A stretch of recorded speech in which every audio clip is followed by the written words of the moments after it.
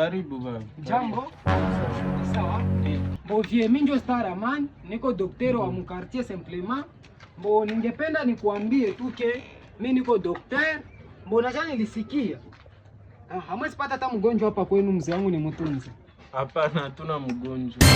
Hamwezi kosa mgonjwa hapa. Nisikia bibi yako usiku pale vile mshambreno waliko nalialia. Siwe kama alikuwa alilia nini? Bibi yako alikuwa alia usiku kwa sababu ni malaria, naweza kumuniitia ni mpime kwanza. Hapana, ile sasa tulikuwa natafuta watoto. Mlikuwa mnatafuta watoto. Sio angalia mkadri ya kutafuta watoto. Mnakuwa magonjwa yanajitokezaka. Asile magonjwa mimi nipitunzaka. Tena nile magonjwa iko kwa mwanamke na kwa mwanaume. Sasa tunaanza na wewe ngoja nikupime. Si vile? Juu tutenda malizana na bibi yako saa nyingine. Ngoja wewe kwa nikupime. Usikie kama ile magonjwa. Unipime daktari. Mzee. Ndugu na yakabambi. Haueli vyako usiku wewe. Mimi naipendeka. Huko mvinini daktari. Yapata hapa kweli. Wewe shi tuko na madawa zetu. Mimi nakusaidia mimi nipunguza hapo. Unipunguzia kwa nini sikia wewe? Ni akabambi sana, ni akabambi sana. Kako ni kadogo daktari. Hapana, daktari. Mtu mzima mko normali siko anapata hapa. Shi tuko na madawa za kukusaidia je upunguze. Kako ni kadogo daktari, toka kwa. Mimi nataka kusaidia hapo na wewe saa yangu.